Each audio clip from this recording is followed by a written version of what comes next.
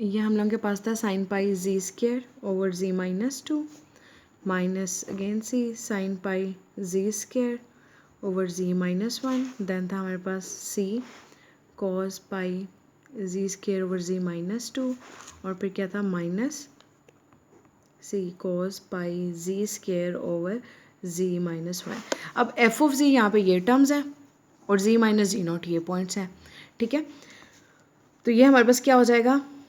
To pi I, और F of Z क्या है, sine pi G square at Z is equal to, इस case में Z two है,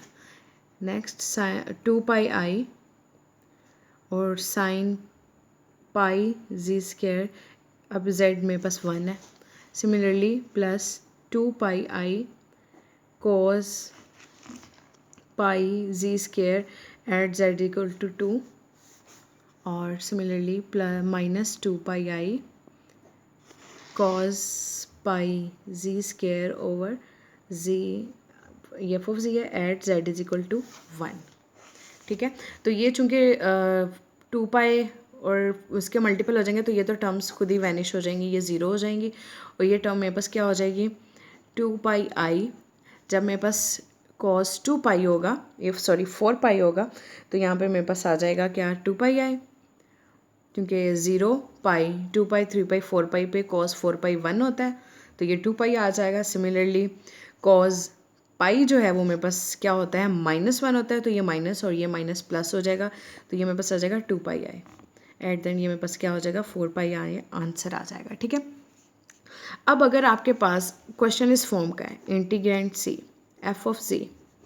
जी माइनस जी नोट की कुछ पावर्स इस फॉर्म की कि N plus one D Z हो, तो इस केस के में आपका जो क्वेश्चन इंटीग्रल फार्मूला है वो क्या हो जाएगा, two pi I over N factorial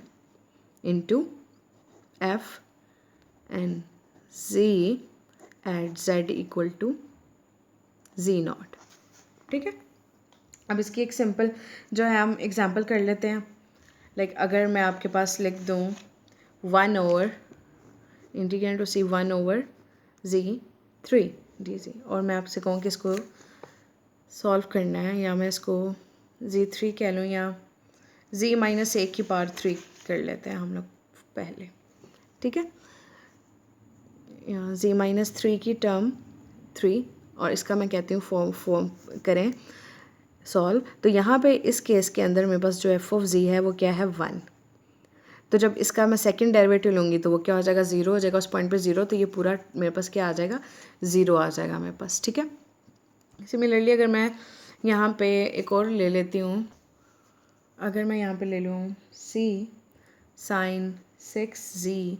over G minus pi by six और इसकी टर्म थ्री डी जी, और सर्कल में क्या ले लेती हूँ,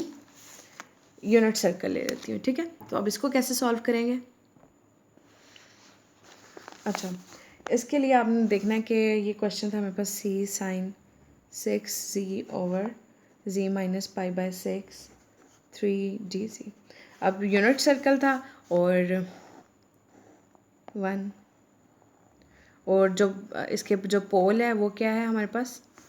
सर्कल यूनिट था, तो ये जी के टू वन लेना है, ये वन रेडियस के साथ मैंने इसका एटा माइनस एटा इमेजिनरी पार्ट, ठीक है।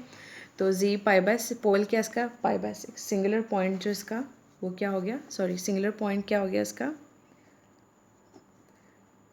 वो क्या आ गया मेरे पास, G is equal to pi by six चूँकि रीजन के अंदर लाई कर रहा है तो इसलिए हम उसको एफ ऑफ जी में इंक्लूड नहीं करेंगे, ये मेरे पास क्या हो जाएगा सी, अब यहाँ पे टर्म क्या है, थ्री है पार, तो मैंने आपको बताया था कि जब F of G minus G naught की पावर होगी इस फॉर्म में N plus form D Z की फॉर्म में, तो अगर मैं उसको इसके साथ कंपेयर तो ये किसके इक्वल आएगा, पहले ये बता दूँ, two pi I over N factorial into F N G at Z is equal to Z naught, ठीक है। तो अगर आप इस केस में देखें तो यहाँ पे मेरे पास एफ ऑफ जी क्या है, sine six G minus G naught क्या है, और एन प्लस वन, ये मेरे पास क्या हो जाएगा,